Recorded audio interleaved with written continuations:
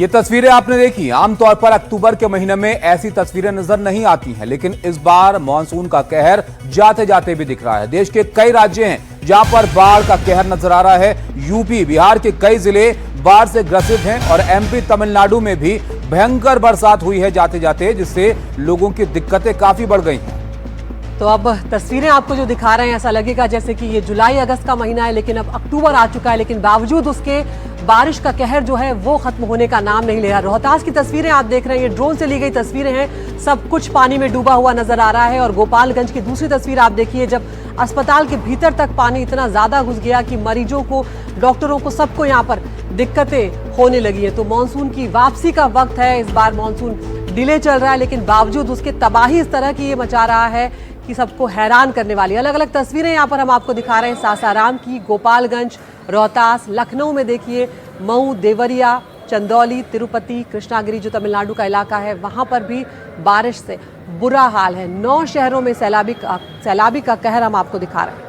बिल्कुल, जो नदी के नज़दीक के इलाके हैं वहाँ आप देखिए कैसे हालात हैं। ऐसा बाढ़ जैसा मंजर है और ड्रोन से तस्वीरें ली गई हैं, उसमें आप देखिए किस तरह की त्रासदी यहाँ पर है। आमतौर पर ऐसा इस वक्त में नहीं दिखता है जब मानसून के जाने का वक्त होता है, लेकिन इस साल बारिश कुछ इस कदर हुई है कि पहाड़ से लेकर मैदानी इलाकों तक तबाही देखने को मिली है। और अब जब मानसून के जाने का, लौटने का वक्त है, तब भी हालात कुछ ऐसे ही बने हुए हैं। ये तस्वीरें आप देखिए बिहार की अलग अलग जगहों की, सासाराम, रोहतास की और गोपालगंज की, जहाँ पर सैलाब जैसा मंजर है। और कुछ और तस्वीरें उत्तर प्रदेश की भी आपको हम दिखाते हैं। और ये 4 तस्वीरें उत्तर प्रदेश की देखिए। बिहार के बाद यूपी का हाल भी बुरा है। देवरिया में पानी ही पानी नजर आ रहा है। लखनऊ की सड़कें बारिश से सराबोर हैं, घरों तक यहाँ पर पानी पहुँच गया है। लगातार बारिश से लोग परेशान हैं। महू और चंदौली की तस्वीरें भी आपके सामने हैं, जहाँ पर कुछ घंटों की बारिश के बाद हालात बेहाल हो गए यहाँ पर लोगों का। और एक बार फिर से आपको बिहार के रोहतास का हाल हम दिखाने जा रहे हैं। देखिए, गाड़ियां यहाँ पर, कार पूरी डूबी हुई नजर आ रही है, ट्रक यहाँ पर आधे डूबे हुए नजर आ रहे हैं। और अंदाजा लगा सकते हैं कि कुछ ही घंटों की बारिश के बाद रोहतास में यहाँ पर मूसलाधार जो बारिश हुई उसने इस तरह की तबाही मचाई है।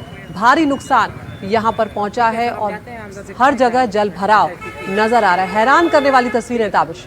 बिल्कुल, आप देखिए ट्रक तक डूबे हुए हैं आधे। और ये कोई नदी के आसपास का मंजर नहीं है, ये रिहायशी इलाके हैं जहां पर ऐसी हालात यहाँ पर हैं। अब सोचिए आपके बारिश को लेकर किस तरह के इंतजाम यहाँ पर हैं कि ज़रा सी बारिश अगर होती है तो सैलाब जैसा मंजर शहर में हो जाता है। ये एक और तस्वीर आपको दिखा रहे हैं, ये एक कॉलोनी का एरिया है जहाँ पर आप देखिए गाड़ियाँ आधी आधी डूबी हुई हैं। ये बिहार का सासाराम है, जहाँ पर लौटते हुए मानसून का जल तांडव नजर आया है और लोगों के सामने अब मुश्किलें यहाँ पर है। रमन हमारे साथ जुड़े, हमारे सहयोगी। रमन, जरा बताइए आप, इतनी क्या बारिश वहां पर हो गई कि सब जगह पानी पानी नजर आ रहा है? कुछ इंतजाम थे इसके या नहीं? बिल्कुल, देखिए जिस तरीके से बिहार में पिछले 5 दिनों से लगातार बारिश हो रही है और उसके वजह से कल पटना में एक पुल से सटे सड़क जो है वो धंस गई है। और इस वक्त हम वहीं खड़े हैं जहां पर सड़क धंसी है। ये आप देखेंगे, ये सामने पुल है, मीठापुर का ओवरब्रिज, और ये उससे सटी हुई सड़क थी। इस सड़क जैसे ही भारी बारिश पटना में लगातार हुई है, कल दोपहर में ये सड़क धंस गई, जिसके बाद कई गाड़ियाँ इस सड़क में फंस गई है। और यहाँ से हम आपको दिखाना चाहेंगे कि कैसे ये पूरा सड़क कटकर अलग हो चुका है और बाद में प्रशासन के द्वारा यहाँ पर मिट्टी लाकर भरी गई है और अब इसको पिचिंग करने का काम चल रहा है। सामने अगर आप देखेंगे तो सड़क से सटे कई 5 मंजिला 4 मंजिला जो इमारत है, लोगों के घर है, वो यहाँ पर है। और जिस तरीके से जो भारी बारिश हुई है, सड़क भी धंस गई है। जो लोग हैं, कई लोग यहाँ पर उस समय थे जिस समय ये सड़क धंसी, कई गाड़ियाँ फंस गई। तो ऐसे में आप समझिए कि बारिश का कितना असर पटना में भी दिख रहा है और किस तरीके से ये जो पूरी सड़क धंसी है, कहीं ना कहीं इसमें भी जो भ्रष्टाचार है उसकी भी बात सामने आ रही है कि सही तरीके से इस पूरे रोड को, ये अप्रोच रोड है, पुल से सटे और ये कई घंटों की बारिश के बाद कल धंसी है। यहाँ पर कई स्थानीय लोग भी इस सड़क को लगातार देख रहे हैं। क्या कहेंगे, कैसे ये दुर्घटना हुई है, कब ये सड़क धंसी है? कल सुबह 5 बजे। अरे रुको ना यार।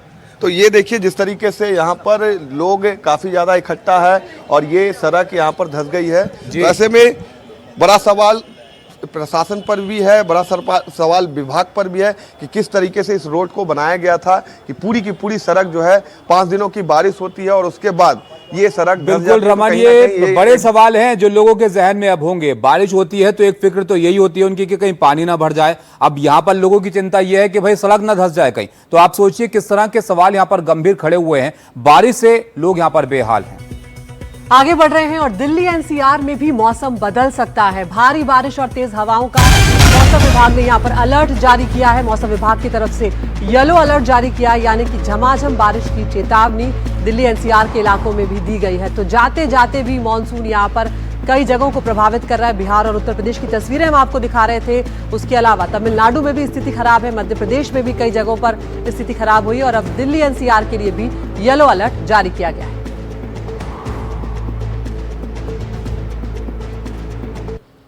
एक खबर आपको पहाड़ी इलाकों से भी दिखाते हैं। वो हिमाचल प्रदेश उत्तराखंड में भी मौसम विभाग का अलर्ट है और यहां पर भी एक बार फिर से आपको बारिश का सिलसिला देखने को मिल सकता है। 8 अक्टूबर तक बारिश और बर्फबारी का अलर्ट जारी किया गया है। हिमाचल के 10 जिले और उत्तराखंड के 5 जिले हैं जहां पर बारिश हो सकती है।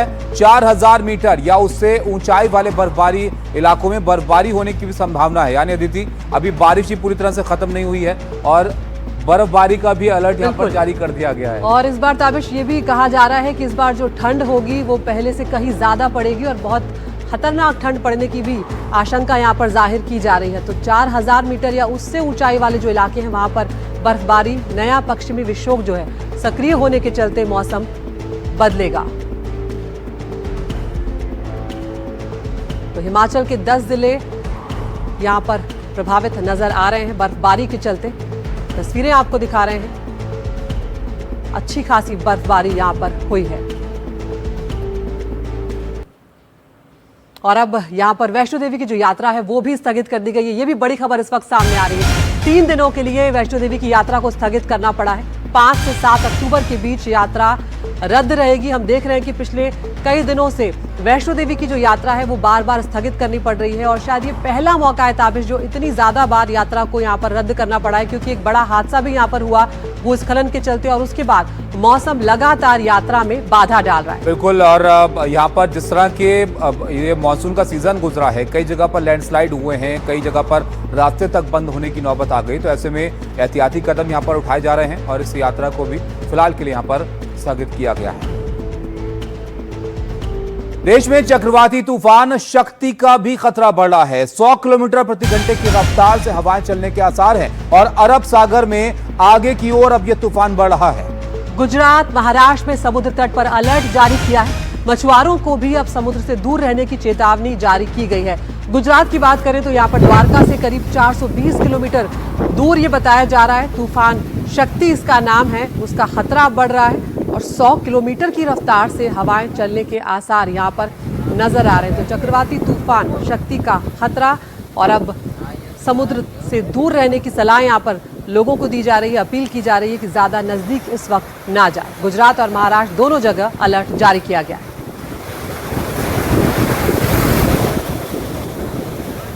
तो अरब सागर में आगे की ओर बढ़ रहा है ये तूफान लगातार और गुजरात और महाराष्ट्र में समुद्र तट पर अलर्ट खासकर घोषित कर दिया गया है और लोगों से भी ये कहा गया है कि वो समुद्र तट के नज़दीक ना जाएं, ये खतरनाक साबित हो सकता है। और खासकर मछुआरों से ये कहा जाता है क्योंकि अपनी रोजी रोटी के लिए वो समुद्र में हर दिन उतरते हैं, तो उनको खास तौर से दूर रहने की समुद्र से चेतावनी दी गई। सागर में उत्तर पूर्वी दिशा में एक शक्ति, जिसको नाम दिया गया है शक्ति नामक एक साइक्लोन क्रिएट हुआ है और ये cyclone 13 kilometre per hour 13 kilometre प्रति घंटे की रफ्तार से पश्चिम दिशा की ओर बढ़ता हुआ एक सीवियर साइक्लोन में एक रूपांतरित कन्वर्ट हो गया है। हमारे जो डिस्ट्रिक्ट के जो कंट्रोल रूम है, तालुका कंट्रोल, सभी कंट्रोल रूम है, सभी को अलर्ट कर दिया गया है।